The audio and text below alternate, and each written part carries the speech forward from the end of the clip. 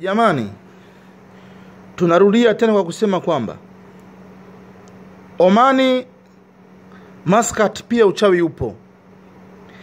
Hiki ni kitu nilichokitoa ndani ya nyumba ya mtu kwenye fence, nilikitoa kwenye geti. Pia vile vile tulivunja tiles, tukachimba kama mita 3. Hapana, tulichimba kama nusu mita. Tulichimba chini, tukatoa kitu hiki. Jamani, hiki kitu kikiangalia kimetengezwa nchi moja inaitwa Nigeria. Huyu mtu alienda kule kutengeneza ili jini akatengeneza, kumaliza akaambiwa aje azike ndani ya nyumba yake. Akazika nyumba yake, akaambiwa masharti aliambiwa asile nyama ya kondoo na mbuzi, ale nyama ya ng'ombe. Aliambiwa asinywe damu, asinywe kitu chenye kuvuja damu, kwa mfano kuku na vitu vingine, ale mboga za majani. Ndio masharti aliyopewa. Hili ni zindiko. Alihitaji zindiko kwa ajili ya kuzuia vitu vya vya kichawi asirogeke na wenzake.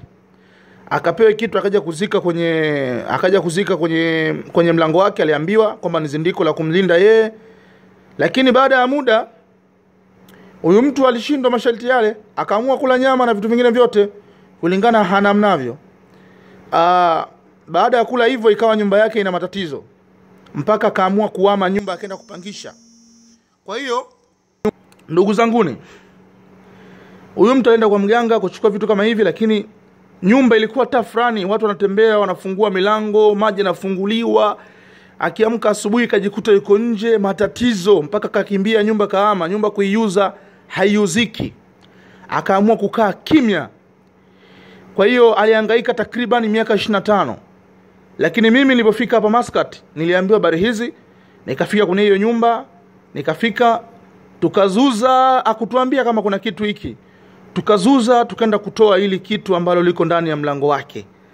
Akaamini kwa kuwa sisi ni waganga wa ukweli, tukaenda kutoa hiki kitu ndani ya mlango wake, mpaka leo sasa hivi amerudi, anaishi vizuri. Vile vitu vyote ambavyo alikuwa anaviona sasa hivi havioni. Jamani, uchawi upo na uganga upo.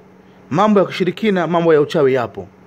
Kitu hiki ukiangalia historia yake, inasemekana huu ni mfupa wa bundi.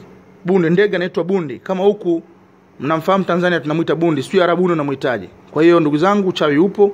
Mfupa wa bundi kumekuwa uchawi mwingi sana kwa ajili ya kuweza kumlinda, lakini nimegeuka kile namsumbua ndani ya miaka 25. Asanteni sana.